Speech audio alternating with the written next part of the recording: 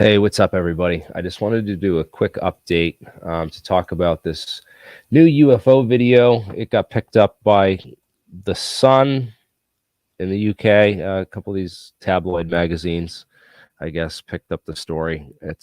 Which is typical. I figured, this type of flashy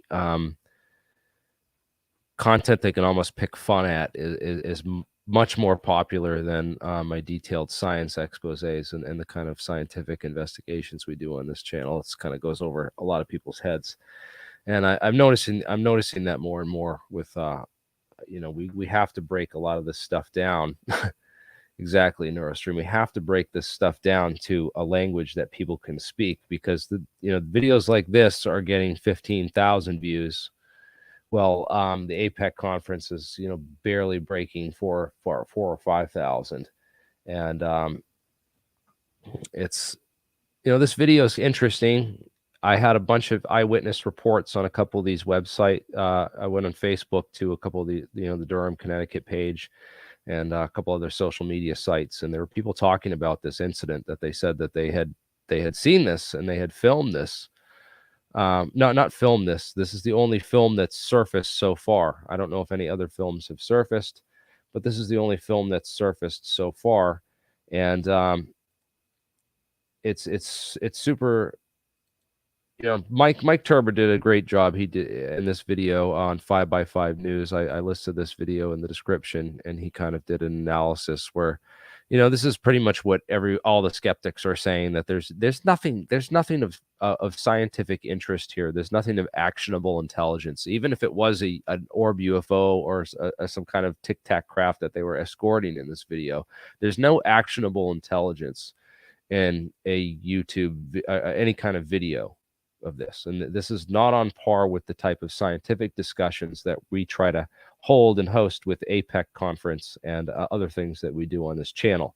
But of course, this is what gets picked up by the tabloid magazines, and this is the kind of stuff that gets 15,000 views in the algorithms versus the detailed analysis and technical science of maybe what how to build these things, and the propulsion engineering that's gone on, and the scientists who are involved in that, and at least the ones that are openly talking about it. We've mentioned many more that do not talk, do not come on publicly and engage with the public and things like the APEC conference.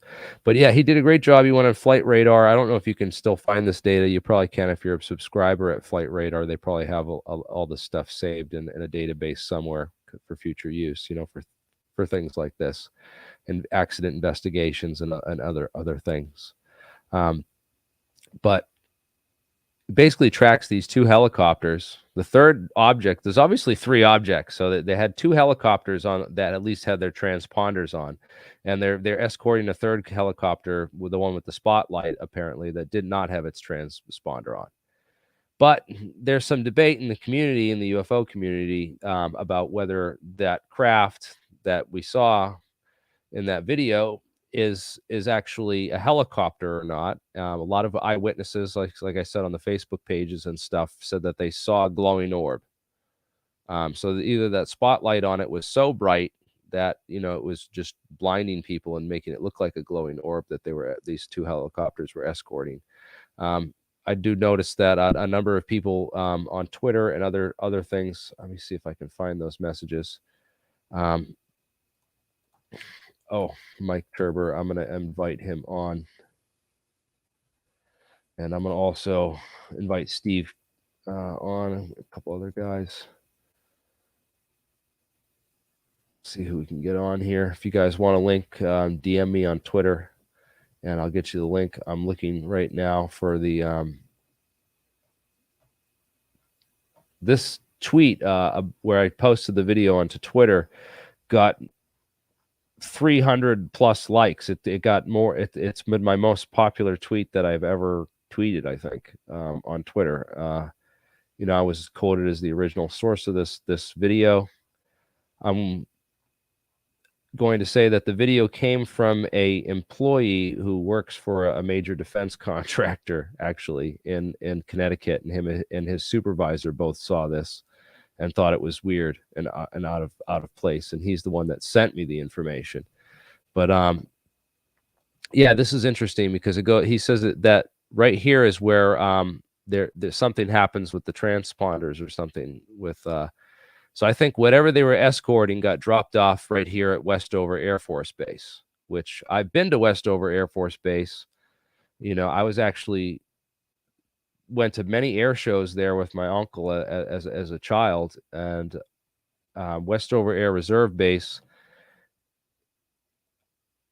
I remember going to an Air Force, you know, I remember going and seeing right here, they had parked right here.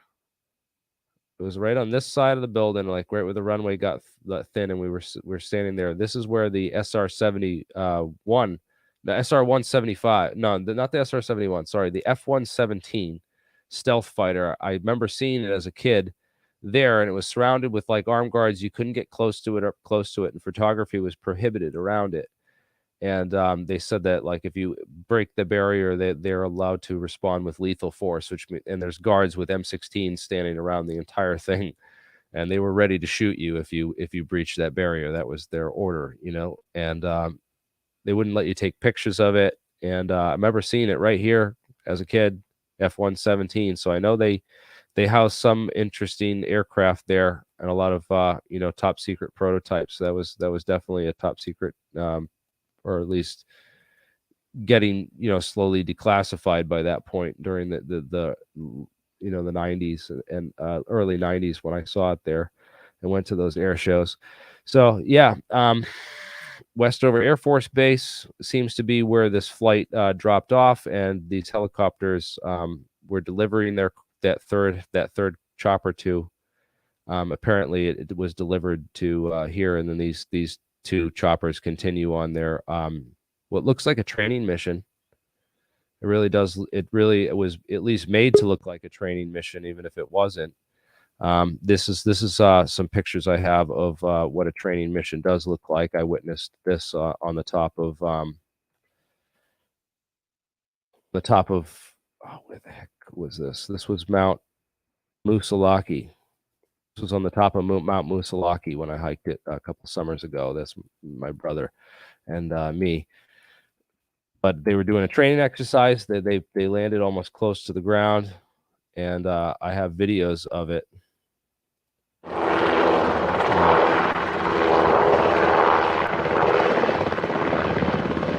So they like to go around mountains and do these types of training exercises. Sometimes they do like mock landings and stuff like that to train for, you know, rescue operations or whatnot. That's at least what they were doing here. They didn't quite touch down. They just kind of hovered above the ground and pretended to land.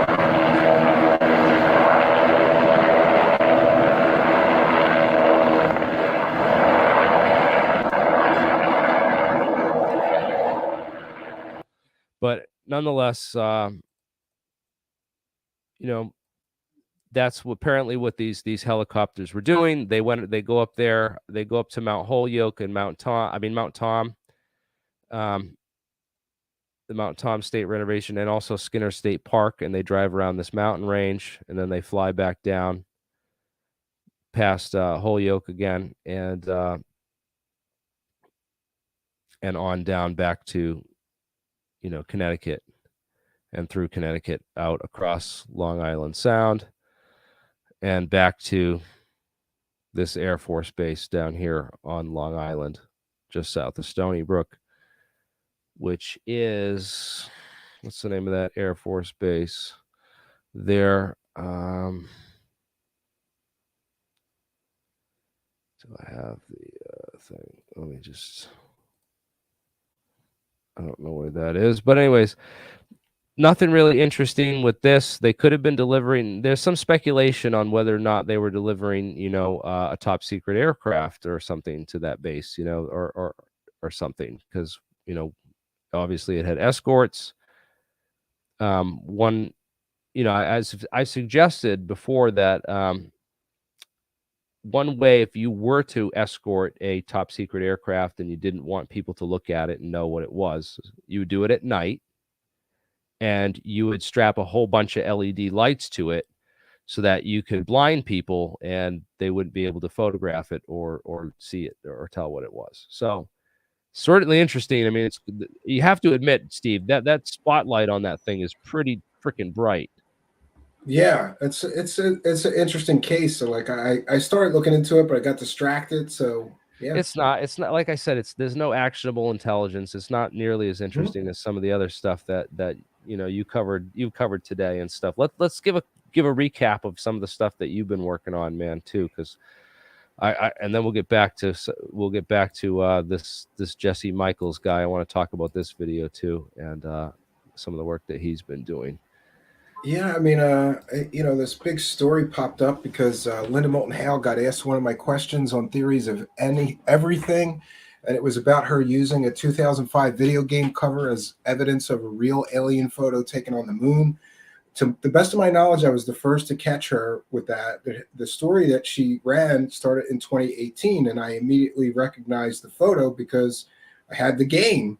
So I ran to my shelf where I keep all my old video games, and it was there. It was the Area 51 video game from 2005. She claimed it was a picture that a secret space astronaut took on the moon. And by the way, that was the only evidence that the guy was anywhere near truthful. He wasn't a real astronaut. A lot of his background was fake. She didn't vet anything. She just took this picture that he gave her, which actually came from a video game, and ran with the story, even speaking at one large UFO conference where I believe she got paid thousands of dollars to do a lecture on that story. And the only evidence of that story was a video game.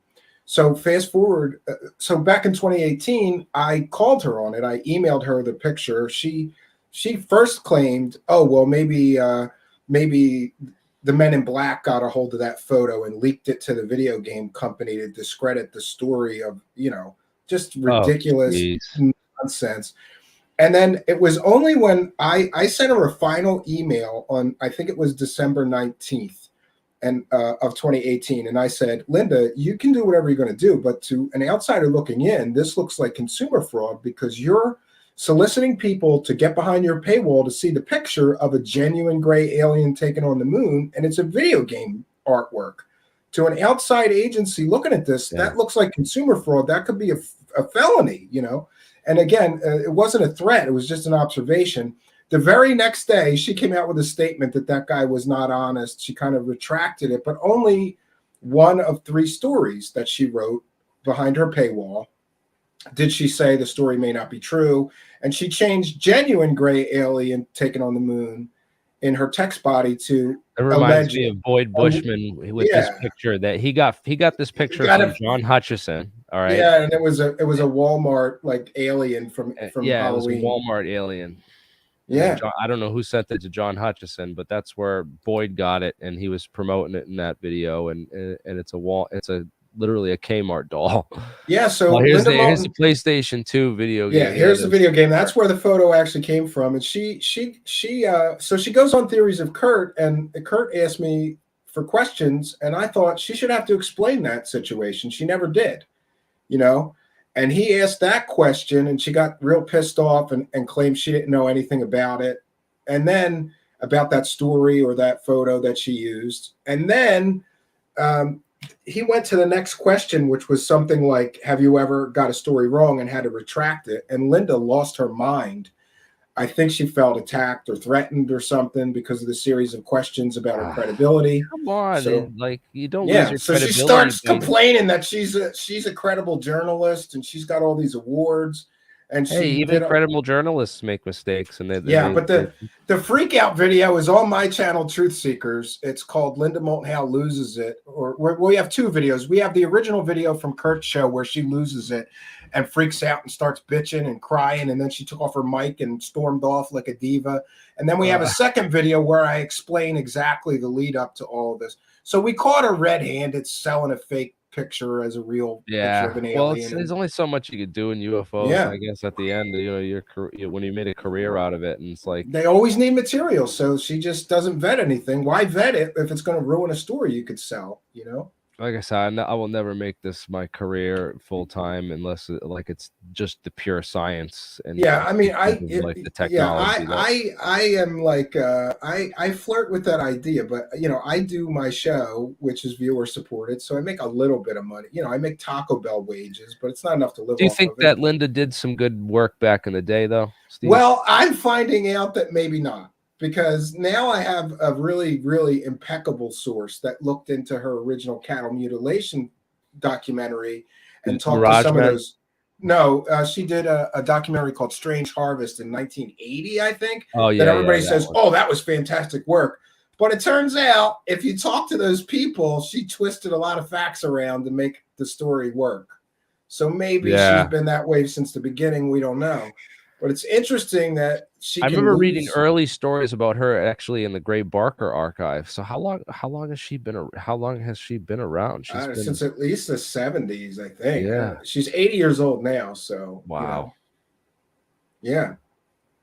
So listen, I told you I gotta jump on out of here because I had another show scheduled at 10 p.m. So, but I wanted to drop on and say, let's do a full show Oh, 10 sometime. minutes. You gotta go. Real quick before you leave. Sure. What's going on with Jimmy Church too? Oh, So so that that's you had. another issue. I had done some videos, two of which were covering his business practices, highlighting the fact that he's working for a company that's right now promoting a kiddie porn collector and profiting from a kiddie porn collector.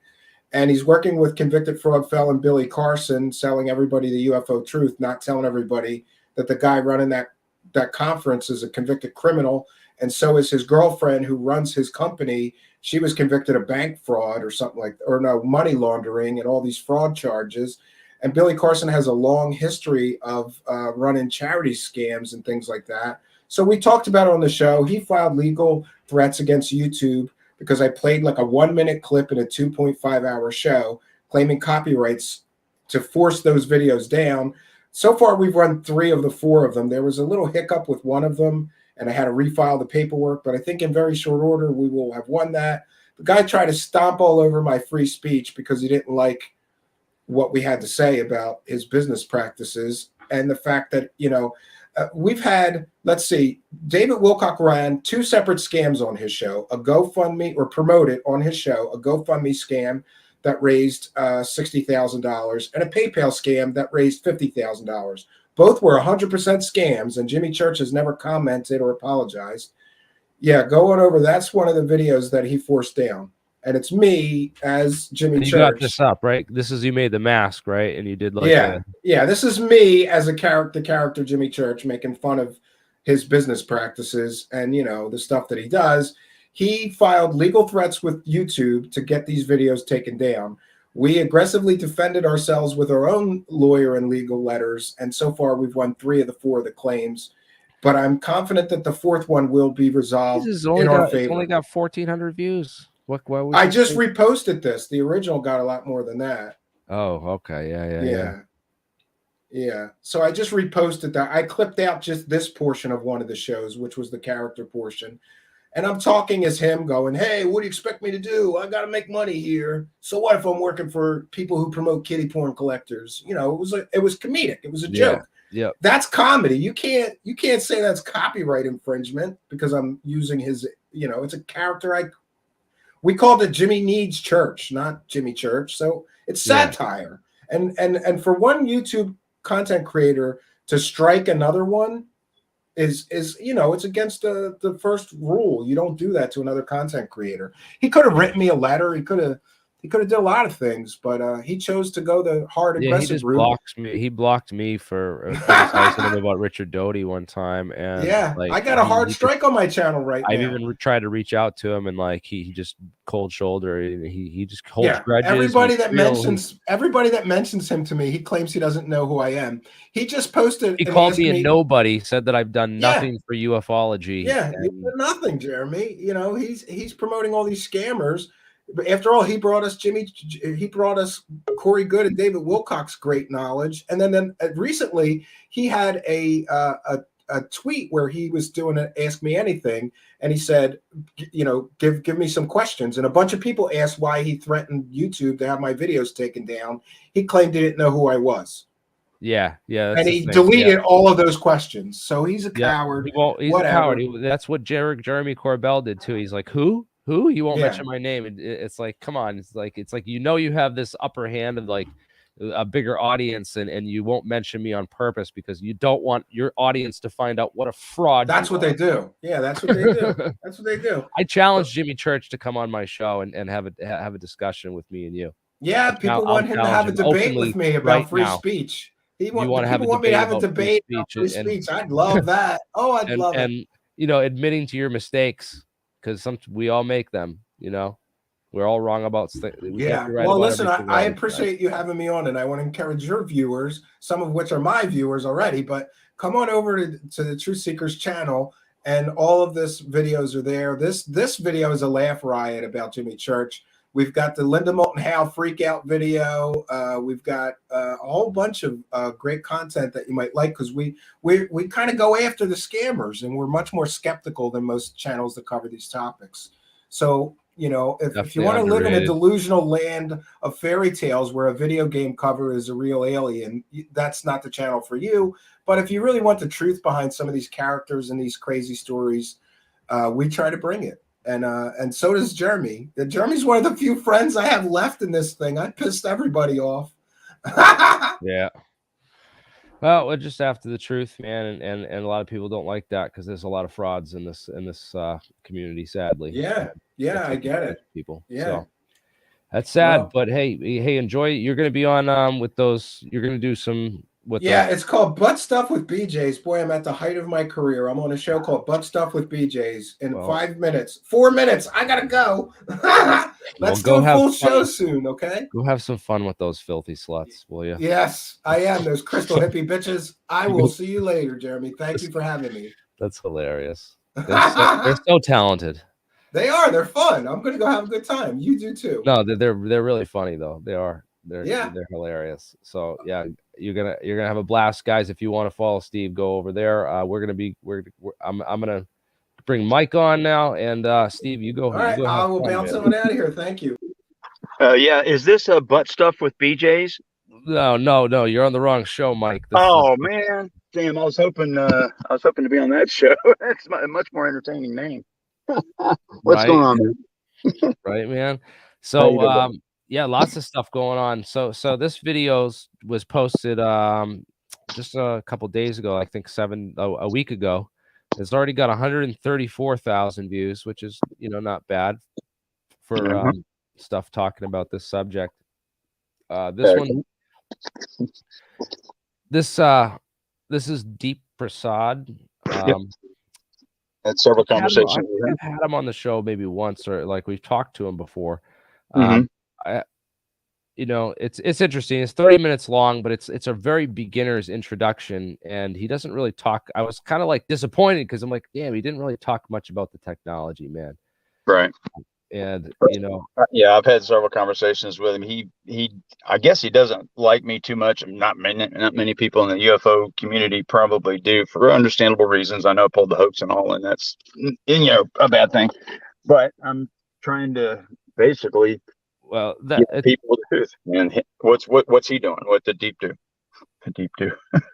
He raised $15 million apparently to study quantum computing for UFOs and stuff. And I don't know, he says some interesting things, at the end. He gives his doomsday scenarios, like once we get, quantum computers, it's going to break RSA encryption. And once RSA's encryption goes, it's like then everyone can see everything. You can hack your cell phone, your Facebook account, like know your whole life, and then like this quantum computer an AI could instantly like just know everything. And by the time that's supposed to happen within the next couple of years or so, that it'll be able to break RSA encryption, and it's probably already happened. We just don't obviously know about that particular computer yet. The D waves were decommissioned from NSA a little while back. They that was the first of the computers they were going to try some AI stuff on, and also do some decryption. But the level of encryption that RSA is, they're just going to increase that level, and to the point where it's just beyond ridiculous. I mean, when you look at 8-bit encryption, 16, 32, 64, 128, and you just keep going up the scale. Once you get over 1,000, you just get ridiculous. 52 cards in a deck can be shuffled in such a way that's called 52 factorial. So 52 times 52, so forth. And so if you just think about the deck, shuffling the cards, you could, no matter what, if you shuffle a deck a few times, your deck will have a combination of cards that have never been shuffled before since the beginning of time. Yes. That's an amazing number. So anyway, what else? Okay, so he raised $15 million. Yeah, he raised $15 million. He also said that like cryptocurrency is going to break and all, and like and then they'll be able to hack Bitcoin and all your cryptos. So your wallet will be gone. They'll be able to hack your access code for your wallet and all that stuff. And everything goes out the window instantly with quantum computing in this doomsday scenario. And so maybe that could be used as an argument for why he didn't mention any or the science or really talk about what he's going to use that $15 million to actually fund in the laboratory to build, whatever it is that, Well, he's got. I gotta get this dude on and interview him, because this dude Jesse Michels, he does pretty good work, man. He got Hal Puthoff. I saw he did a video with Hal Puthoff and Eric Weinstein. When was this? Had to be a while back. No, it was recent, and he said he's going to post like the full interview soon. But because Hal has been kind of hiding in the corners. The last time I talked to Hal, he told me that he hadn't released it to the public yet, so I never really released the information that he told me. But I guess he has by now. That he was pulling back from TTSA and was pretty much only there as a consultant / advisor kind of position, even though he was kind of like considered a co-founder, so to speak. I think I even sent him a note advising him that he probably, based on what's about to happen, might want to pull himself away because of the investigation that's going on into TTSA. So who knows? We'll see how that happens. There he is. You want to that's a minute and 41 seconds. Let's the role of aerospace companies as holders of potentially basic scientific knowledge not shared with the academic world. It seems very wrong to me. May be wrong, but it's true. It is true. You believe it's true. Yeah, I know it's true. You know that there's physics knowledge held by aerospace companies that is not. There certainly is materials knowledge, which involves topological physics. The two scientists became close colleagues, with Hynek entrusting Vallée to index the reams of Blue Book files scattered throughout Hynek's home. It was there that Vallée made a chance discovery of a letter so secret he had to appeal to the chief counsel of the Senate Defense Appropriations Committee to get it declassified. That document changed my life. It taught me that the subject had been taken much more seriously than anybody thought. The document revealed an ultra-secret, highly funded scientific investigation, working parallel to Blue Book, unknown to all but a select few. The letter was signed by H.C. Cross, Director of Exotic Metallurgy at Battelle National Laboratories. These were the people who had analyzed the files with a large budget, with highly competent physicists and computer scientists. Who are these people? What information do they have? Yeah, well, Howard Cross. We know a little bit about what kind of information they had back then. Right. But it's evolved so much, and it's just been exponential. It's evolved exponentially, really, within these communities. But what's so funny is there's never not been a organization of some type that studies what we would consider UFOs or UAPs. There's never not been one since Blue Book, especially. Because you have Strategic Air Command has their own surveillance or ISR, if you want to call it that, an ISR group that's I can't remember if it's out of the 9th wing or 25th wing, but it's one of the two wings. And it's been studying that for years now. When people hear someone say that, that doesn't necessarily automatically mean aliens. It means any anomalous object that cannot be quickly identified is handed to two groups. One would be obviously NORAD, and NORAD, which would be the keeper of the gates, so to speak. They have all the databases and all this other stuff where anything's reported to them or the FAA, it eventually gets to them, where they can follow up on it. And of course, they track objects in low Earth orbit and objects that might be entering the Earth's magnetic or Earth's influence on the for this magnetosphere and so forth. So that's been in play for God knows how long. It's changed names just like all these other groups have over the years to incorporate more modern naming or nomenclature, if you want to call it. So that's been around.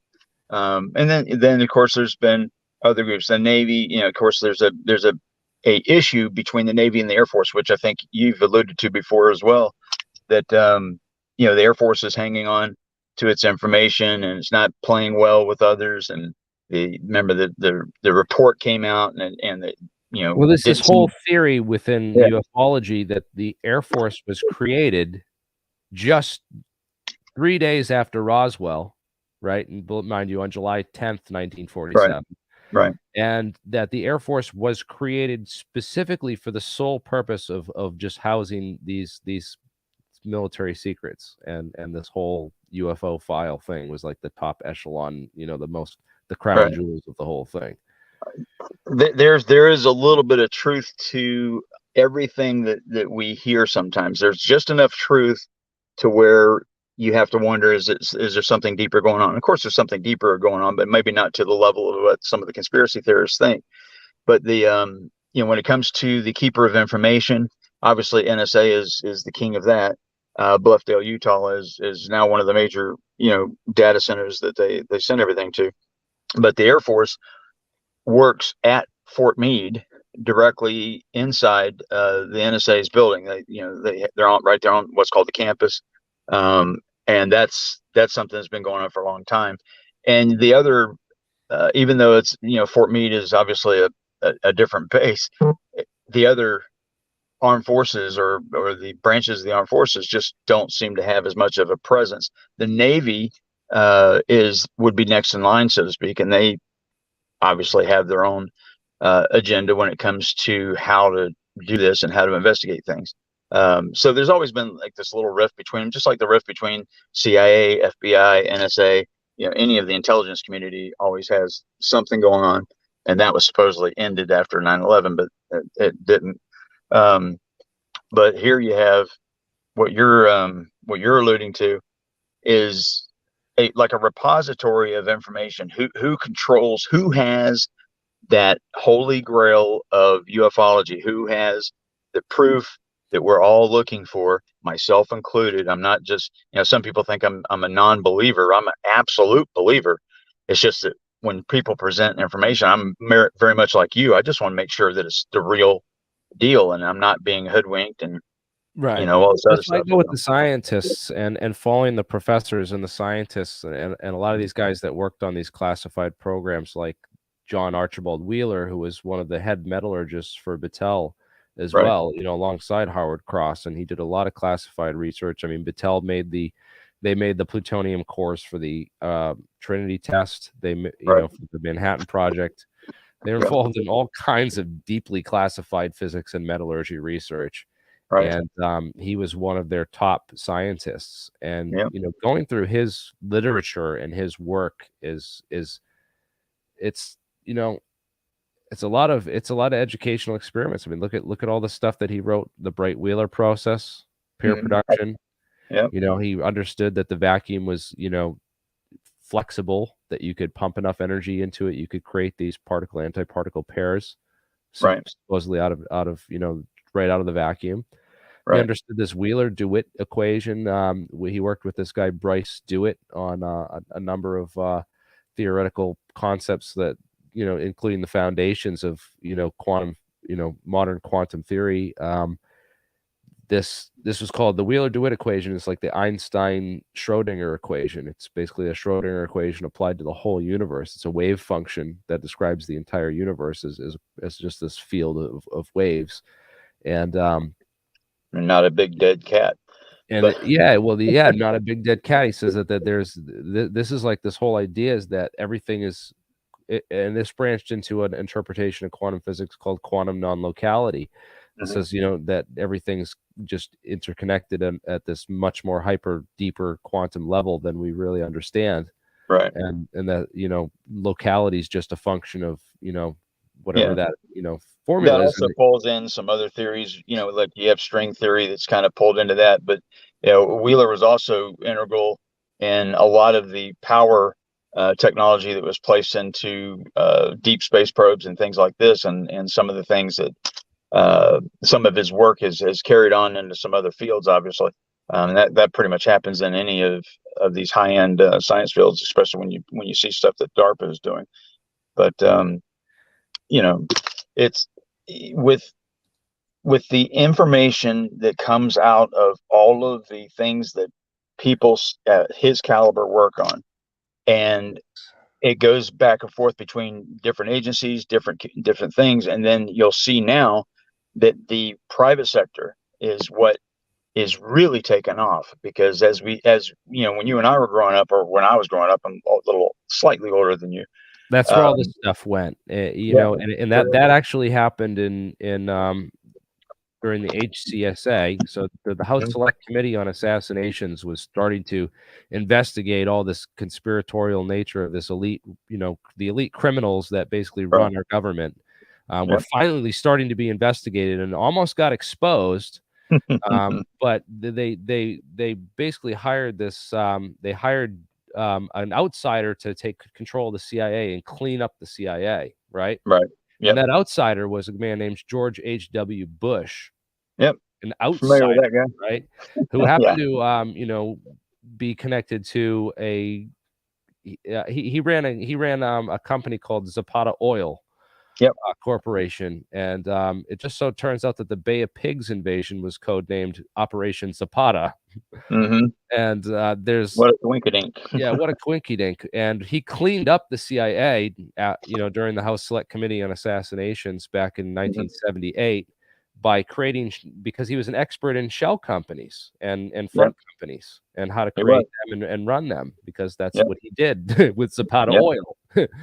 And he basically said, we can create all these shell companies and these front companies and run these front companies that will, so this is when all the front companies really took off and became not just a thing that the CIA or these secret services would use for their. The CIA got really, really creative when it came to raising funds to doing things that they wanted to keep off the books. The situation was anytime any agency needs something, what do? You go to the one of the Senate committees and you beg for money. Well, what was happening was the CIA was dipping their fingers and toes in every possible thing that they could do. And as they did that, they realized, wow, every time we go to the Senate, we realize that they kind of have to know what we're kind of doing, not exactly every detail, but that gave them the power to cut the funds once they figured something out. So what did the CIA do? Oh, let's hey, Oliver North, what are you doing? Can you help us out over here? And they started recruiting people to go in to run various black programs to create the cash flow so that they could pay for all these other operations that they wanted to do. Did it make us safer? Yeah, it probably did. But was it ethical, and was it something that we should be done long term? No. Is the need for it still there? No, probably not really. They even changed the Special Activities Division. They changed the name of it, recently, and it's no longer, set up like it used to be. I mean, I still have their phone number, but it's still set up differently than how it used to be.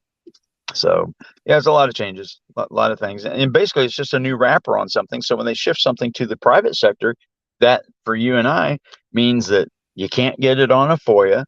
you've got to go through 900 hoops to try to get tidbits of information to lead you down the appropriate path, to get information. And so There's I so much believe, information out there, man. It's yeah, nobody has time for it all, especially when you no, start digging into like real scientific nature and classified programs. I mean, there's enough to do in science and discover in science yep, as it is, to never mind get involved in this fringe, world of, yeah, the most advanced technology that mankind's ever seen. yeah.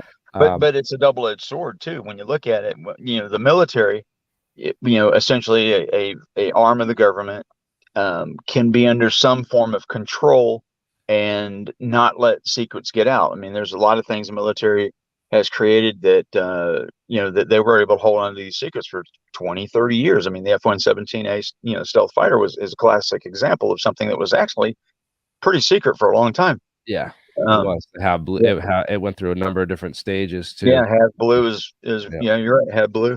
yeah, But yeah. then you've got the situation where, okay, private sector seems to be motivated and has a lot less red tape to go through to get something to market, so to speak. If you want to produce something, you want to do it fast and you want to do it efficient, don't let the government have anything to do with it. Push it out. So But the government has the money. So speaking of which, this kind of reminds me of this group I learned about recently of Pentagon academic physicists. This is kind of related to this invisible college type of yeah, thing, or this idea of DARPA, the Pentagon's brain, which yeah, is another good book by Annie Jacobson. right. But this book, The Jasons by Ann Finkbeiner, Uh-huh. I just ordered it. It was recommended to me by a friend, a friend of mine, and a colleague, but this Jason group was an independent group, or it is an independent group of elite scientists which advises the United States government on matters of science and technology, mostly of a sensitive nature. Right. So, in the aftermath of the Sputnik launch, as a way to reinvigorate the idea of having the nation's preeminent scientists help the government with defense programs, they created this Jason group, similar to the way that scientists helped in World War II, with the Manhattan Project, but with a new and younger generation. It was established in 1960 and has somewhere between 30 and 60 members. So they don't publish the list of members Right. anywhere publicly, but if you know the scientists who are, if you know a lot of the top scientists, Yeah. you can And you can identify. see when they move them around, just the geographic area that they move someone to, you start put pieces of the puzzle together. Yeah. Yeah. Yeah, you can start, and you look at who they publish their papers with, and then some of them they don't publish anymore. They just stop publishing. And that's how you know they got really into something classified, because Mhm. you don't just stop publishing papers for no reason. You're still doing scientific work. It's just of a classified nature, and you can't publish anymore. Exactly. So Exactly. there's a lot of stuff like that that goes on, and identifying this group of 30 to 60 members is you know I think Jason actually sponsors some of the think tanks that happen around. I mean, there's several of them around the country. well, unfortunately, what happened is that Dick Cheney is the one that basically killed. He neutered Jason, and he put it Yeah. under the contract of MITRE Corporation, which is Right. the CIA. It's the intelligence community. So this used to be a group of independent scientists that were outside of the intelligence community, and weren't that you used to be able to go and look up their papers, and they used to be able to publish this stuff freely. And then after Dick Cheney, it all got changed. Everything, Yeah. like, he basically screwed it all up. So Yeah. Cheney's screwed up quite a few things, and anytime you mention him, I kind of laugh because there's so many different stories that come to mind. What he's a Satan on earth, man. He's just a douchebag puppet master of It was extraordinary. like almost anything he touched. I mean, just people just knew. I mean, you have to wonder People how does this only guy? knew, you Yeah, know. the deep inside stuff. You just know if he touches something that is probably, it's kind of like he is coming in to do something that someone else feels needs to be done, but they can't do it because they're actually nice people or whatever. So he comes Yeah, in, does all yeah. this crazy shit, and it screws it all up. But yeah, Well, not uh, nice people. He's just like, he's just ruthless. He just doesn't care. yeah, He's like, doesn't care. It's like no empathy center whatsoever. but yeah, this is another cool group, and definitely something, people who are interested in really learning, deep inside information should look up and check out. Yeah, unlike that area, some of the stuff that Linda Moulton Howe covers, even, like he's got some good points, even that cattle mutilation stuff with what I seen with Mirage Men, it's kind of like, it kind of just blew a lot of that stuff out of the water and showed how. I got halfway through that interview with Linda, and I haven't seen the ending of it yet. I've heard stories about how it ends, but just the part that I watched, it was starting to get to the cringeworthy point. But well, I don't know, just when she sold it, he's dipping. Kurt's dipping his toe in the water of a lot of this ufology, and he's quickly finding out. Yeah, he's jumped pretty far in, he's done. He's toast. He's in this now for good. So he's gonna have to balance out some things a little bit. He's gonna have to. No, kind of like guy, man. He contacts me. He says any like, he tells me who he's having on, and any questions for him, because he knows I lead him right to the right to the juggler, man. He's like, here's her juggler. Go right here. Oh man, it's great, because they won't ever dare. Most of these people wouldn't dare give an interview with me, but likewise, he's good. He's just so like polite and like calm and nice about it, man. He is, and he seems genuinely surprised when he asks a question that, of course he prefaces it. Yes, he's like so going in so timid. I'm about to ask you a question that might piss you off, but I'm going to ask it anyway, because he has to maintain credibility. Yeah, exactly. It's only fair. She has a long history in this community, and she's she's an award winner, and she kept bringing up the fact that she had this award, that award, Peabody, this, and Pulitzer, all these different things.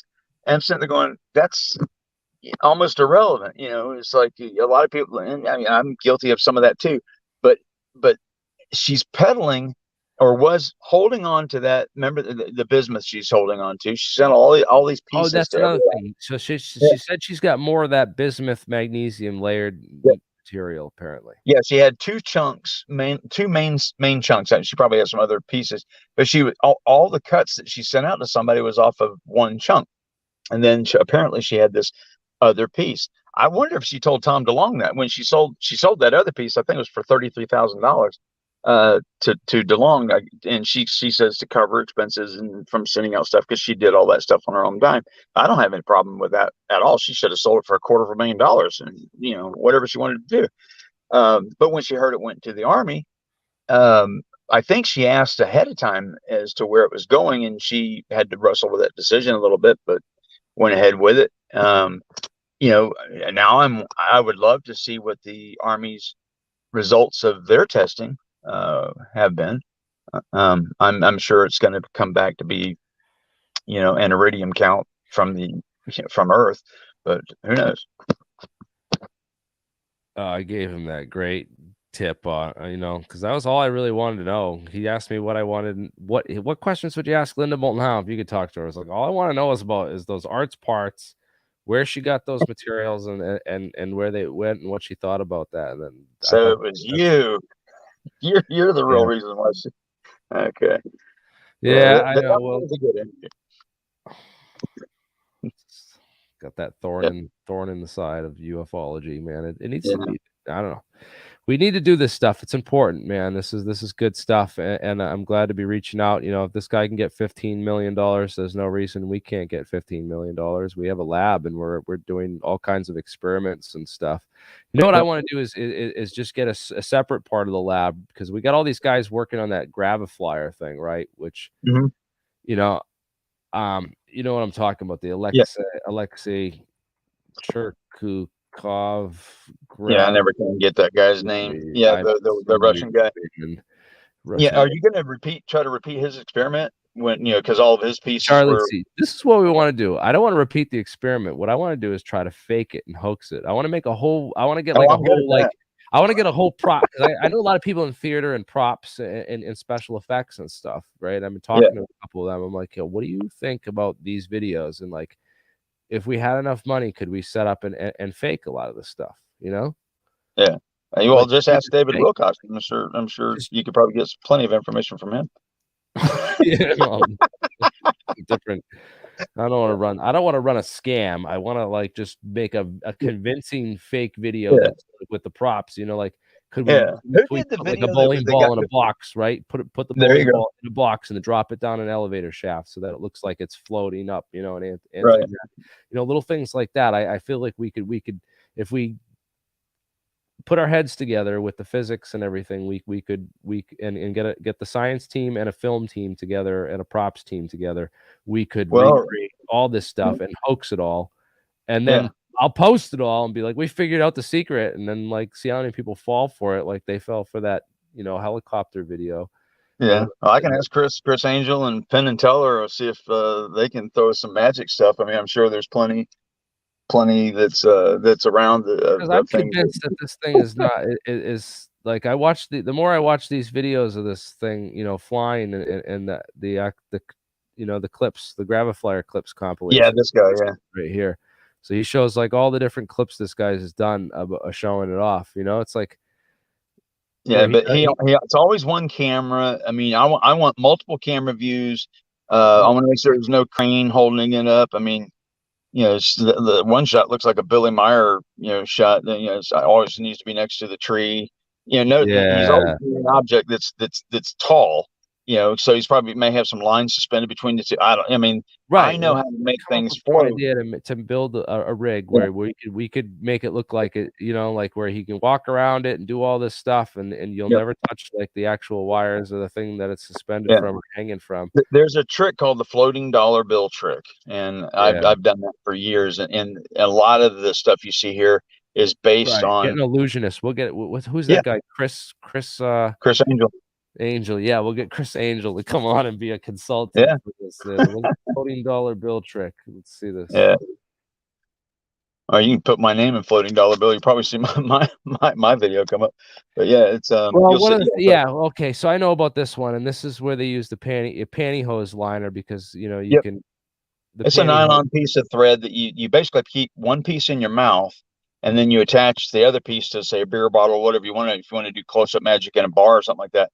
And then as you do this, you just take a bill, crumble it up over the line, and then manipulate that line by your slight head movements or whatever. And you can take your hands and go all the way around that dollar bill. And people are like, wow, it can't be suspended. Well, people don't think about a line, going horizontally. They're thinking about something vertical, holding it when it doesn't necessarily need to be that way.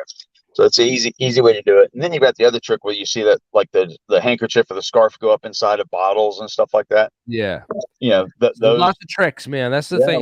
Here's the debate, Wally. We don't know if the Russian dude's legit or not. We got a bunch of scientists, collaborating on this, trying to figure this out. With the main one being this Charlie C guy who was on the last APEC a couple days ago, weeks ago. I think was it January or December, the last one in December. I can't remember, but 3 weeks ago, I think.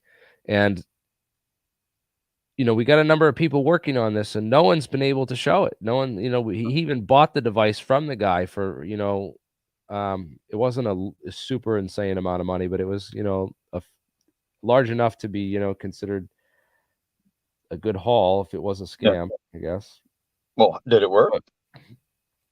It hasn't been able to get it to work yet. Not that I've seen. He hasn't shown any of this, like operating or any of this. The reality is if this guy had actually invented this, he would have gone down a completely different path. I'm not saying that, he's righteous and all this other stuff, and he's trying to do something a different way or the right way, and he doesn't want to go by the way of the guy that had the flywheel that can run a car for 10 years and running a motorcycle on water and all this other stuff. Those things, the government does actually suppress that in one way or another, and I'm sure that's a lot of it's true. But in this case, this guy could have done multiple different ways to prove that what he's doing is legit, and he didn't take that path. So. But people keep producing videos. When they have something like that, they'll keep producing the same kind of video. They'll just take the device and put it in a different environment and say, here it is flying up my stairs at my home. Here it is outside on top of the grill. Here it is out in the field. All these different things, but it's still the same shit. And this is where he shows the Hutchinson effect videos, which I'm pretty sure I could recreate by, mounting a camera inside of a box and dropping it down an elevator shaft. even so, you can actually see that thing's being yanked. I mean, and some of these are laughable. It's like they show close-up shot and then it flies out of the shot. Why do they need to show the? Think about this. The only reason for, and I'm a photographer. I'm the director of photography for Discovery ID. And when you look at this, my first thought is they zoom in on this object and it flies out of frame. If you know the object's going to fly out of frame, pull the wide angle, pull it back to a wider angle. But they don't do that because it would reveal some of the other motions that this object takes when it's being either yanked out of scene or it's a reversed filmed. Like they actually dropped it and they reverse film it and all these other different things. Not one of these people that have come on APEC and talked about the Hutchison effect have shown experimental proof that this is a real effect or given any technical information on how to reproduce it. And the best video that I like Gary Stevenson's video that when that American Anti-Gravity went and interviewed John Hutchison about 10 or 12 years ago. I remember that. And he did a really great job because he asked a lot of technical questions and got right to the meat and potatoes of what are you doing here, and and it's so vague and like there's no specifics in any of it, and no one's been able to replicate it or show it, and that it's anything other than video or magic trick effects, illusion effects. Yeah, and we could do that all day long. No, this is what I kind of think I want to do. Like if I did get funding and got a studio and a bunch of stuff, that I would love to fake all this stuff. I would love to show how. Well, I can tell you that once you do that,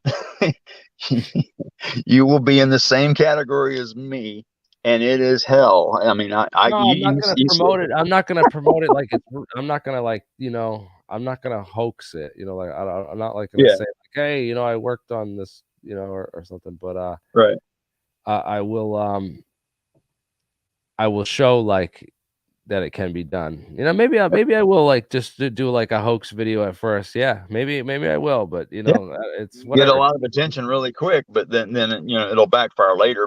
But being prepared for it. But if you go into it with the intention of it being almost like an entertainment. If you're not mocking somebody that the UFO community absolutely adores, you'll be fine.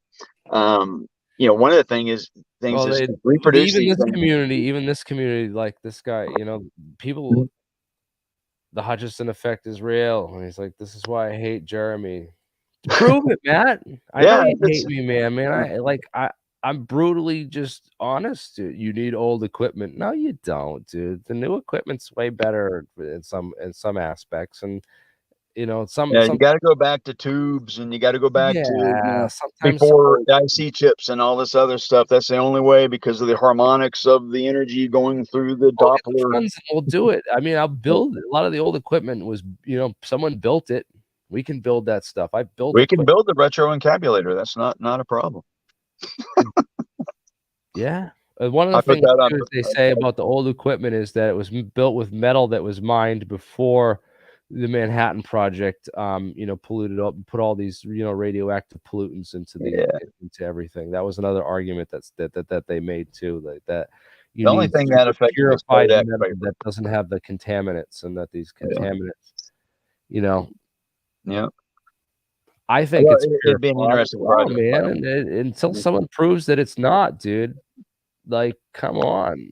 Yeah, I mean, like Frigid says right here, it's fraud. It's basically fraudulent. If you have something that's like that, if the moment you present something, that means you want people to know it. Well, if you want people to know it, then allow it to go under the scrutiny that it needs to go under. I mean, look at the equipment that he has. It's not. I don't want to say it's not rocket science, but God, it can't be that difficult if this guy is making it. I mean, if you listen to the lead up to him doing this. Yeah, the thing, like, I had the guy on who worked with Hutchison to produce a lot of those videos and do that stuff. And he was saying that, it was John, and that John's, intuition and that his feel for the equipment and stuff. And he could only do it sometimes. And then it just seemed like fraudulent. Everything about it just seemed fraudulent. I didn't want to say it. I didn't want to call the guy out or just be like, "Oh, you're lying," Yeah, it's just like psychics can only do certain things at certain times. Yeah, there was Yeah, it when was you have enough, psychic poltergeist. That's what exactly. he didn't give any technology, any technical, like, oh, well, you need this frequency range with this, combined with this. Exactly. And this Yeah. is kind of where we're experimenting. We narrowed it down to this realm of where we got. No, instead he said it's a psychic poltergeist. Yeah, which basically means that it's something that he has to manifest. He's the one producing the poltergeist. Therefore, it only works at certain times, and it will only work with him doing it. Yeah, of course, and it takes some setup. Like if just like Uri Geller when he was being called out on some of the things that he That's was another called out. excuse too. Where's any Yep. evidence that the government took his gear, man? Like Yeah. I could say the government came and took my gear. I discovered anti-gravity yesterday, and the government came and took Yeah. all my fucking gear, guys. Yeah, just like the FBI went to Bob Lazar's house to get Yeah, just like the 115. FBI stole that element 115, right?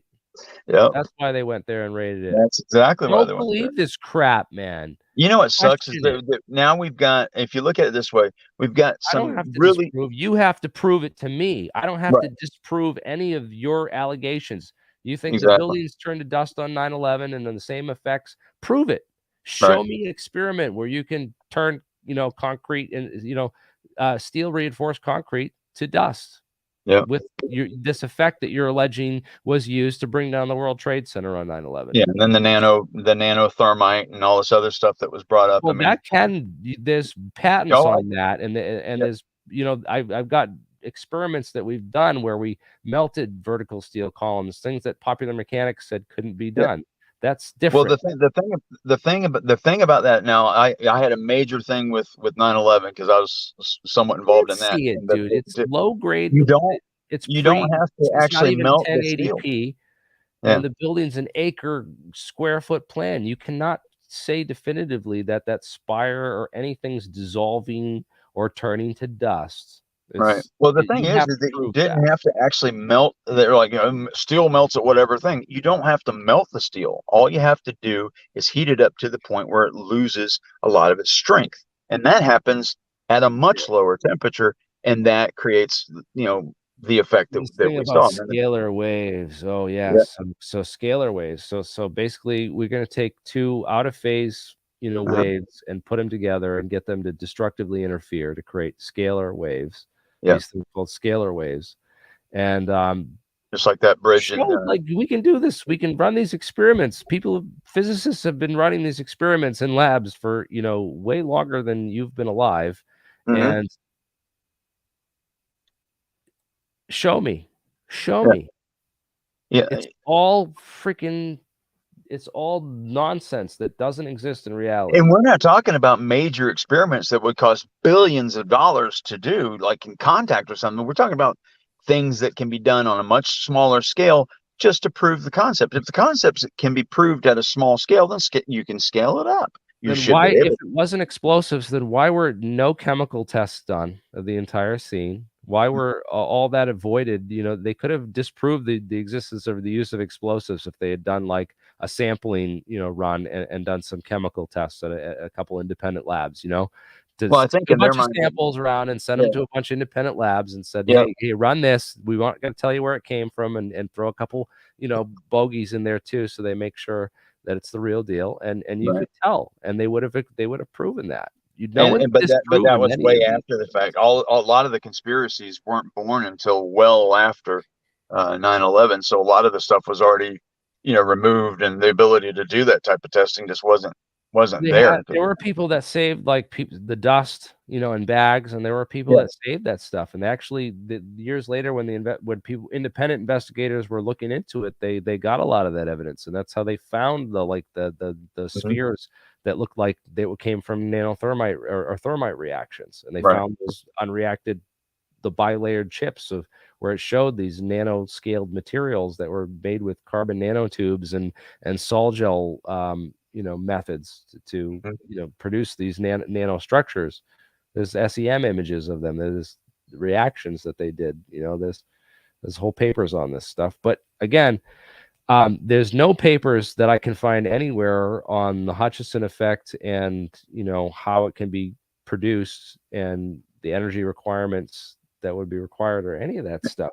There's one paper that I found by Morgan Reynolds and Judy Wood, called, space-based, it was about space-based weapons and stuff, and it was talking about the Star Wars program and all the directed energy weapons technologies that were developed under the Star Wars program and stuff. And there was a ton. We're There's quite so well much aware stuff. of all that stuff. They could shoot down missiles with these microwave lasers and masers and all kinds of stuff that they could do with it. But none of those had the energetic capabilities to take down those towers.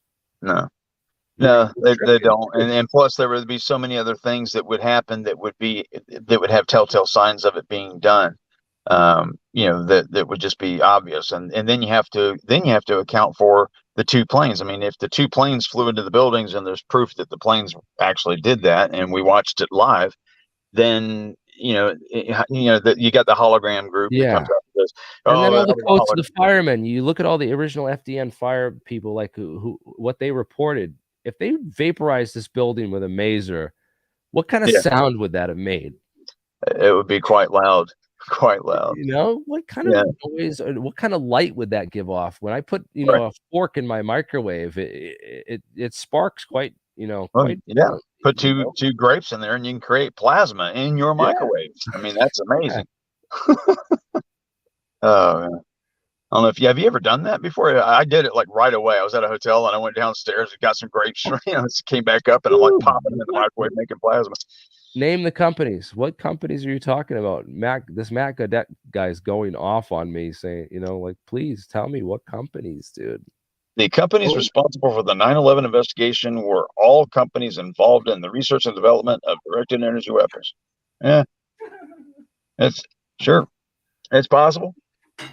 Yeah, I know there was a couple think tanks that got invited to, and you sit there and you don't know what you're getting into 9/11, man. I need another beer. Yeah. Man, this is. Oh yeah, there you go. It's gonna be a long night. It's gonna be a long night, man. Oh god. A lot of that. There's a no-planer too. He's a no-planer too. There's enough questions about some things that happen. Like obviously the all the video that should be there of the plane that hit the Pentagon. I mean, all we get is these two partial frames from that security camera at the gate, and you don't really see any other video. But but you have hundreds and hundreds and hundreds of people that saw it. Plus, you have a plane that followed it down into. It's called the name of the plane's call sign was Gopher 6. It was a C-130 that actually followed it. But you have all these different things that make you think both ways. I mean, I can't stand to be 100% one direction or 100% another. I kind of like to have enough mystery there to go, just in case. Let's look at it from a different perspective. I like to, hey man, maybe they did create a bunch of these. Directed energy weapons that have free energy technology and can just, use scalar energy to take energy out of the vacuum and direct it anywhere they want, as much of it and, as powerful. 0-point energy weapons. Maybe they have all this crazy stuff you're talking about. In fact, I entertain those ideas daily because I want to build that shit. What I mean? I want to make that in my lab. I want to do it. I want to show other people how to build it, and that's what my channel's all you're about. well related to doing that. You just need the funding to get the right equipment, and that's and then you got to get the right minds in there that can piece together this. What I'm seeing in the high end talks, which I think you see them too sometimes. The battles that go on between the two. I mean, you have the physicists that can come up with the ideas and the calculations and their formulas that allow something to work. Then you have the engineers that need to be able to make this stuff, and the two can't seem to get together. I see that everywhere I look. I see one end of the spectrum, and then of course the physicists are, they're smarter than the engineers, and the engineers need to build it, but at the same time, the engineers are going, well, you need to give us something that we can make today, not something that has to wait until this material is invented or that material. I mean, we have transparent aluminum now, man. Yeah, well, they I mean, invented a come lot on, of we can these. go pick up some whales and take them anywhere we want to take them. I remember when I saw that, I said, "Wait a second, there's real transparent aluminum." I thought that was a Star Trek thing, but nope, it's actually there. Right. That's pretty So, what are cool. you working on now? What's going on in the lab? Well, I went down to the lab the other weekend. We still got we got the CNC machine for building stuff. We got like a machine shop basically for rapid prototyping. Um, I had just did some stuff down there this weekend. We're basically just setting up the lab with just basic equipment and getting everything where we need it to be for work in the future and stuff. I moved a bunch of plumbing in there. Actually, I went down there and I put in, and he wanted a hose right next to the CNC machine so that he could hose, stuff down inside there because Oh, the probably use water anyway. Is it a water jet? Yeah, it's a water jet. It's water. It doesn't have water jet, but it has it uses water during the process or whatever. Right. So it keeps the metal cool, and the shavings it washes them down to the bottom. So that's cool. Yeah, You might put put a little oil in it if you can. If he has an oil injector, that's perfect. A little bit of oil in there too, but he's got the hose in there, and he wanted to have a hose right next to the machine. So I had to, move some plumbing to put a spigot there and do some minor carpentry and stuff. So I did that, and then we did some other. I put a hose in the bathroom too, so you can have another hose in there. And I did a bunch of other stuff, just basically, and got things set up. Cool. But I'm going to be making a trip down there again soon, and we got a whole bunch of ideas and for stuff that we want to do. I want to get more into these thin films and the sputtering technology, and but I also think that some of this, the more I learn about the various techniques and the various ideas out there for this technology. So did you see Gary Nolan's new video that he put out? I don't think so. So Gary Nolan is the lab's. He's doing he's investigating all these materials from Jacques Vallée's collection. So Jacques Vallée had gone around to he's been doing UFO crash site and all these investigations for years and collected all these samples. And he finally found a scientist with the right equipment and the stuff to do the analysis on these materials. And so Gary Nolan's been doing analysis on some of these materials that were sent to him, and he's commenting on these very weird isotopic ratios that appear in these things. Like they were specifically manufactured with lots of isotopes of these different elements that are. Is he thinking that they're extraterrestrial? He thinks, well, that's the idea, is that these are pieces of, recovered from UFO crash sites. So they could potentially be extraterrestrial materials with extraterrestrial technology embedded in them. Some so advanced that we may not really understand it right now.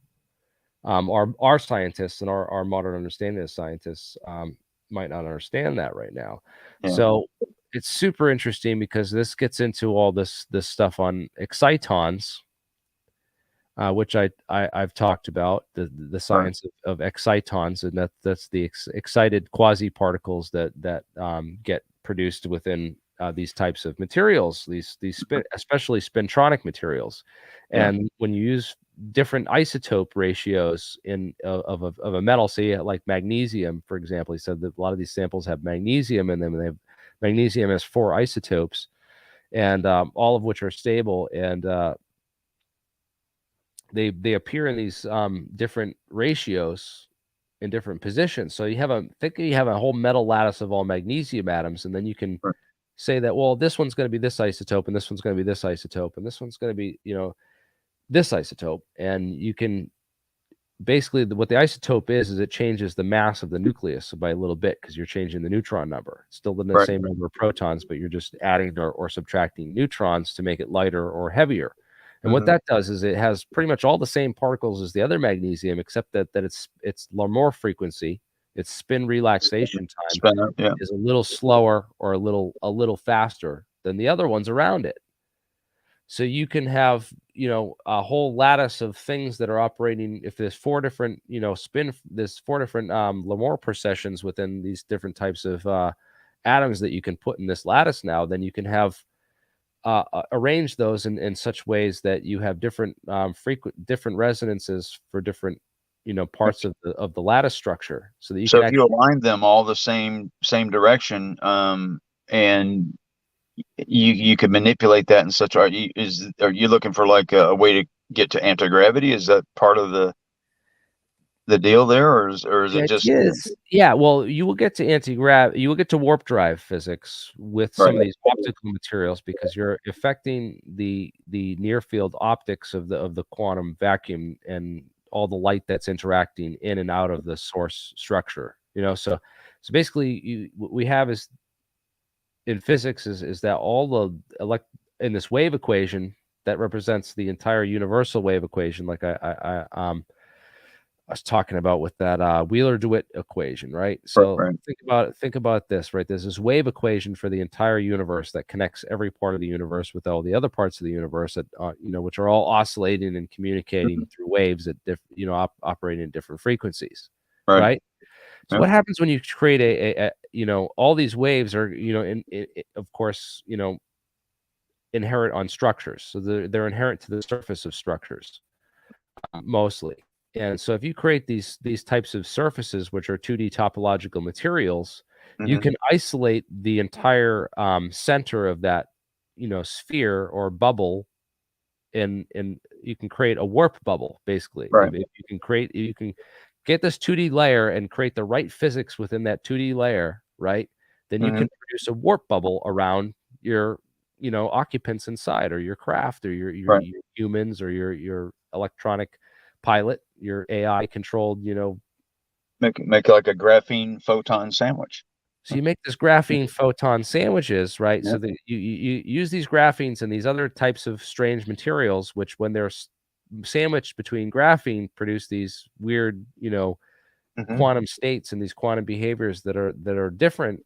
You're basically creating a layer that isolates whatever's inside that bubble from the rest of the universe, and breaks this Wheeler-DeWitt equation Right. into down into a different, so that the space-time structures that normally incorporate normal physics can be tricked, Yeah. can be Because at that manipulated. point, that object would no longer belong to the universe. Essentially, It is does not. Yes, it is yeah. separated from the universe. It is Yeah. separated from this equation that holds it all together. So we're getting into some fuzzy Some quantum physics. real fuzzy, crazy quantum stuff. Yeah, I love fuzzy And math.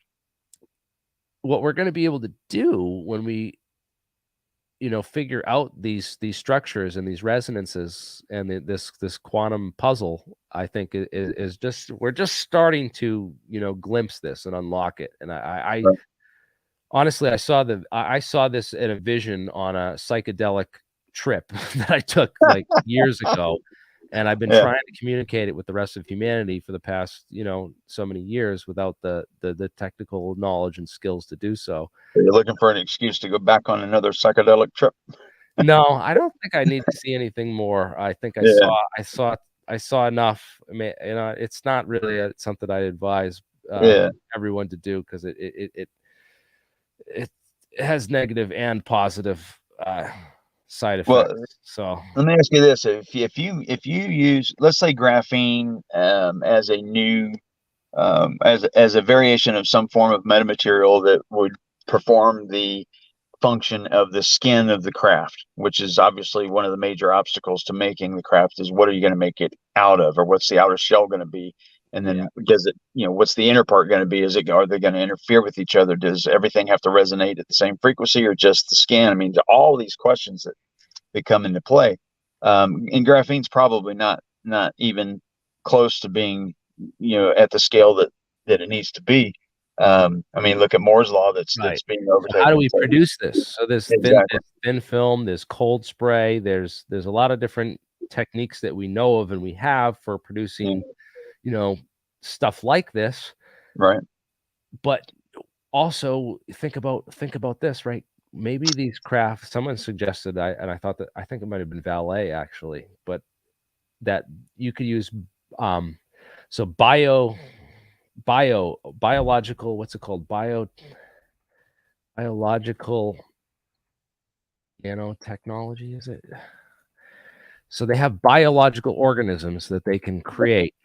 So they create these bacteria, for example, that these bacteria would deposit a thin film, Right. on the surface, so that you're using, biological nanotechnology and applying it to nanotechnology research. Right. Right. A lot of Biological, this, graphene tubes or something. there's a lot of this stuff being done, and this is really Bacteria. dangerous for what we can create and what we can produce. So there really needs to be a lot of oversight and understanding of, who's working on this and what to what ends, because Yeah. So make a ship out of bacteria poop.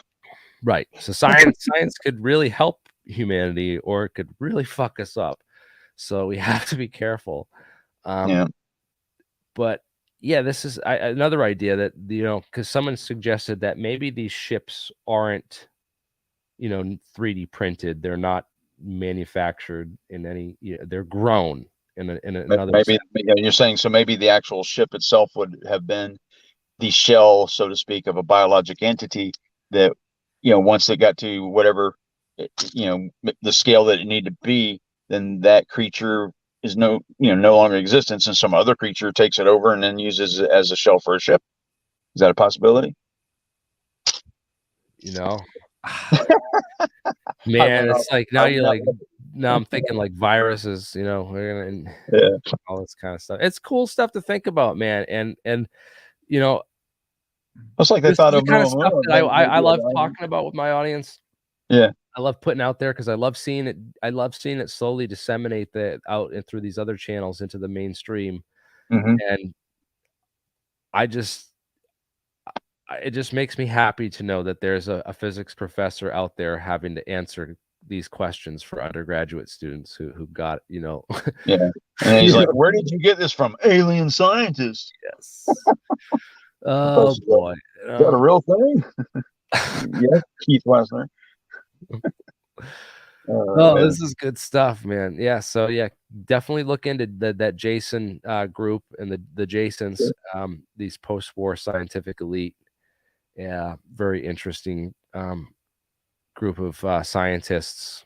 If you're interested in the classified research areas that aren't, well known to the mainstream, and know that there's more stuff to learn about UFOs than you'll ever get from watching any of the more popular UFO videos. So this just shows, it goes to show you right here, ladies and gentlemen, that the most popular stuff, right? This 16K views it's now got, right? There you go. 16,000. Most popular stuff is not necessarily, the most informative. Yeah. And I'm sorry, there's a lot of people like, I can't watch, make 5-minute videos that sum everything up. I can't watch all this stuff.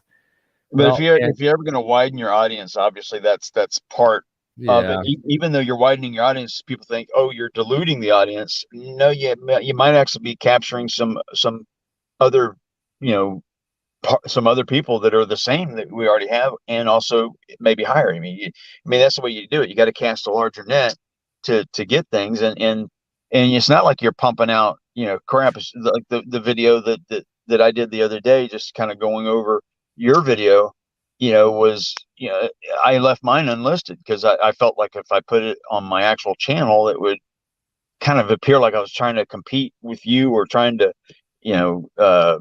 debunk you or whatever. And it's just, this is kind of the way. No, that was good that you did the flight radar track and you followed those craft through the whole thing. Cause I remember I had posted that, I had posted that before of, where's the thing? It's got, you posted it as just a picture on your community page, I thought, or something like that. Because the guy, before he had sent me the video, he had posted that, because he had saw the thing with his supervisor, he said, at at a major aerospace defense contractor plant somewhere along that flight path, and he said that he had seen this, and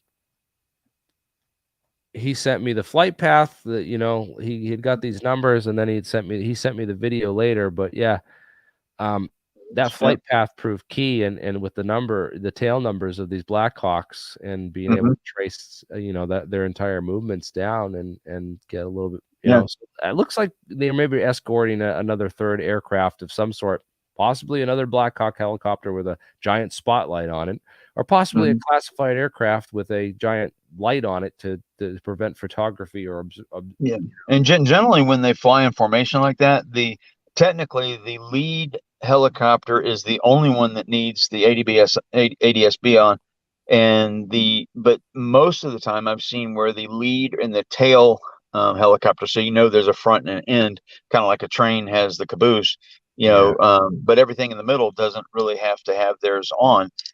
But I always thought you just turn it on anyway. But the military, a lot of times they don't want to do that, because then it reveals tactics, or it reveals how many of these things were delivered to whatever customer or whatever base, and they don't want people to know the numbers of what's where, all these kind of things. So I get all the reasons for it, because a lot of people think that everything in the air has to have ADS-B on, and it's just like the aircraft, the NASA OPSEC, they get around all that because they don't want, because the intelligence communities could just create an AI that could just track all that, and if every military flight was tracked on flight radar, then it'd be saturated.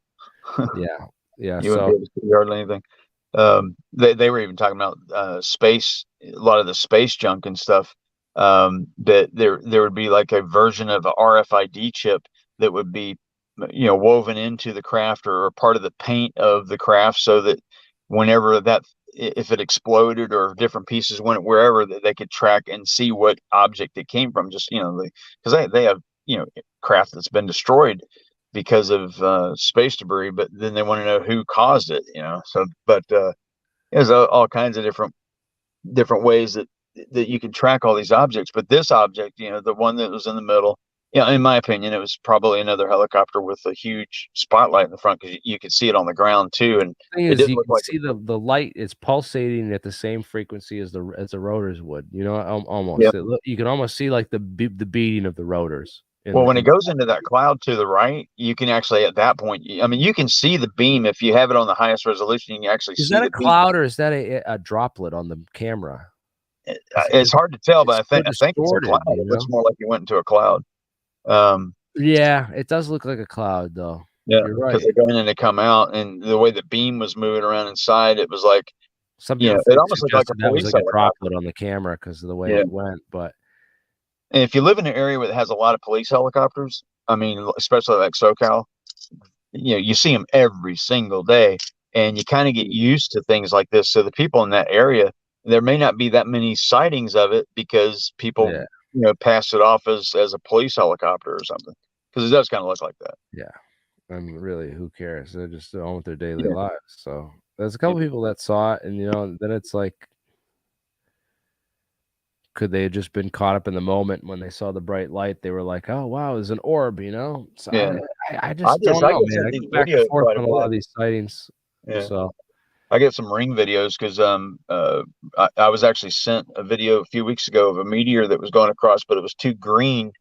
And I was trying to explain to the person why meteors are certain colors, and it was really just going into the realm of a crazy rabbit hole for me, because this person was so adamant that this was some craft coming in, and meteors are not green, and I'm like, you can see the tail right before it goes into that cloud, man.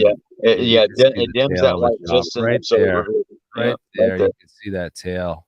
Yeah, and on my video, I zoomed in on it a little bit, but it kind of pixelates a little bit more. But it looks an awful lot like a third chopper, man. I'm not gonna lie. It's just again, there's no actionable intelligence that can be gained really from any UFO videos. All the real actionable intelligence is in the science knowledge, and you have to dig super deep to get into that. And that's what I've been doing for the last 15 years. So if you like it, don't forget to subscribe, share it with your friends. Mike, anything else you want to share with the community before we wrap this up? No, I'm good right now. I appreciate you bringing me on, and love to the community and all that stuff. And I just hope that over time, if something actually comes out, that we don't keep getting the Jeremy Corbell videos, the other Jeremy. I know, man. Yeah, People need to realize that you're one of the good guys, and you were just you did what you did to show people how stupid they are. You know what I mean? Like, well, I was trying to infiltrate, in my mind, I was trying to get in,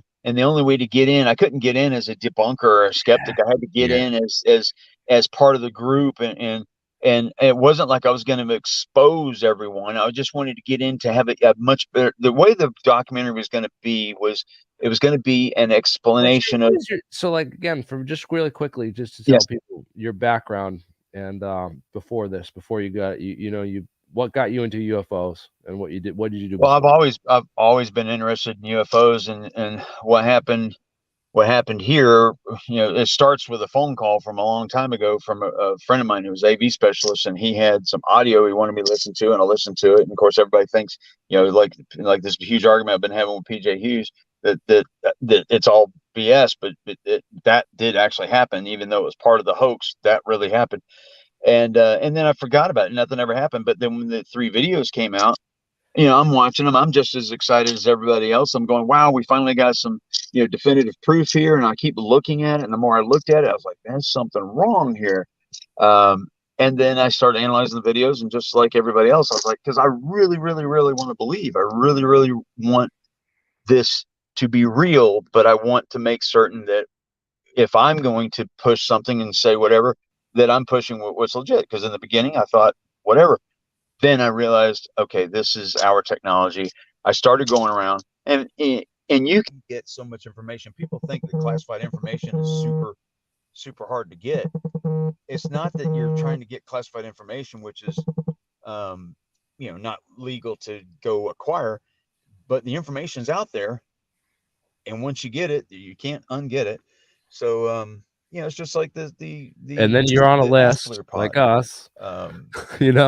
There's once you do get so it, many different arguments about that one thing that you wonder, are these people even calling Raytheon? Are they talking to the sources? So I actually just went to McKinney, and I just hung around at the damn VFW long enough until I got some information. I was like, wow, okay, this is cool. But yeah, as far as any of this is concerned, as far as I'm concerned, I just want to keep pushing the subject forward, just like everybody else. But I personally just want to make certain that factual information is being presented. And in a lot of cases, we're just you and I have talked a little bit about who does what and where. And there's room for these guys out here that have that UFO ish, that UFO mentality that the general public thinks of, the tinfoil hat community and all this other stuff. There's always going to be that aspect of it. That's right, man. Tabloid magazine, man. That's what gets the headlines. I don't know. Exactly. That's because the real science is just not going to make headlines. What's going to make headlines is these goofball, odd videos, just like yours there. I mean, that people look at, and if they can't readily you gotta tell me, man. I knew Richard Heaney and was a good friend of him. He was doing some good work in investigations into anti-gravity back in 2009. Was getting nowhere and was frustrated with that. And we all know the balloon boy. Yeah, that's true. Oh man, I don't know what happened with Balloon Boy. I would love to get Richard on to have him talk, and that certainly did it, man. It certainly got people's attention. But and come to find out, a lot of your UFOs are balloons. So, and people just, balloons don't do this and balloons don't do that, and then you have to explain DRFM technology, and then you have to explain all these other different things, and after a while, you get tired of it. You're like, okay. No one wants to really do this. They just want to believe so much that it's extraterrestrial that they latch onto it. And then a couple months go by and a new video comes out, and then they latch onto that. And this is the Holy Grail. This is the best proof ever. This is this. And then it's the next one. Well, there's nothing wrong with that. It's just, but after a while, you just kind of wonder, okay, there's really several distinct groups of people here. And it's hard to make a video. It's hard to be a person in this community and be nice to everyone and try to be accepting for everyone. You've done a pretty good job of that. Greenwald has done a pretty good job of that. I know I can't do a pretty good job of that because I'm just too specific on certain things, but I don't know. It's fun. But again, I appreciate you having me on. love to the community and everybody, have a good time, and let's try to figure this stuff out. Yeah, the real nuts and bolts, man. That's good, because I've been talking about some of this stuff, but then when you kind of tipped me off to the DRFM stuff, and I was like, oh yeah, this is exactly palladium. What these sphere within the cube within a sphere balloons. That's And what then all these that's what pilots Ryan see. Graves even said on his thing the other day, it's all a lot of people think that they saw these objects. They didn't Because see they're any like of it. seeing it on the radar, and like it's mimicking all my moves. It's doing what I'm doing. Yep. Why is it And then doing the that? only object that anyone has seen, he admitted it. He was like, there's 8 to 12 sightings, and out of those sightings, all of them were the cube and the sphere, and that is a radar reflector, and that is part of that technology. Project Palladium, yes. Yeah, exactly. Project Palladium you're exactly right. It's just that's what they're effectively looking at. And balloons people think of balloon, they think of a weather balloon, and then that's it. They don't think of the hundreds of different uses that balloons are used for, weather balloons as well. And then I got to send you that data that I have on the on all the balloons that were launched in that SoCal area during the Nimitz situation, and see if you won't find nothing on this too. You start searching for this, man. I used to find all these links and stuff, and I put a lot of this stuff out, and it just disappears, and it's like all you find is Lou Elizondo being like, "This is aliens," It's like it's probably aliens. Yeah, it's we're probably not alone. I'm like, okay, thanks, Lou. Okay, I want the proof, dude. Come on, like show me the I mean, I want to thank him evidence so I can take it to the scientific community. Like that's what I've been trying to do for the last. I want the proof. Yeah, we got alien bodies or craft inside of a hangar at the Wright-Patterson Material Command. Oh yeah, bring it out. Yeah, wheel that stuff out of there. There's just so you know, there's never been a Hangar 18. I don't know if anyone has actually wasn't that at Walker Air Force Base though? That was there's a Hangar 18 in Texas, but it was just it was a building 18. What, Fort Worth? But it's not. There was never a Hangar 18 like as what's being said. Of course, people are going to yell at me and say whatever, but how do I know? Well, Wright-Patterson Air Force Base. I mean, I can't wait for Manny's new movie. Area 503's got a documentary coming out on Saturday night about Lou Elizondo, and I can't wait for that. We're gonna be probably streaming that on Sunday or whatever, or maybe late Saturday night. Yeah, and let's all watch it and then talk about it. Yes, that will be the next big thing. So, guys, stay tuned. Anything else, Mike?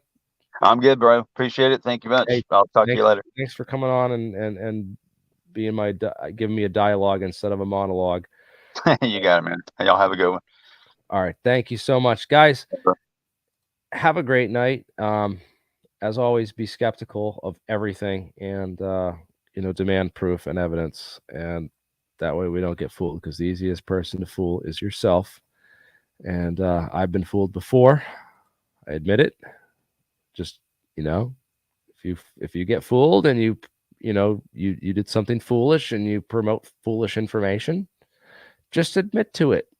Just be like, all right, hey, I was wrong, and move on. No big deal. It's all right to be wrong. It's okay. But anyways, let's all just try to get better information and try to be more well-informed. And, thanks. Thank you all. Have a good night.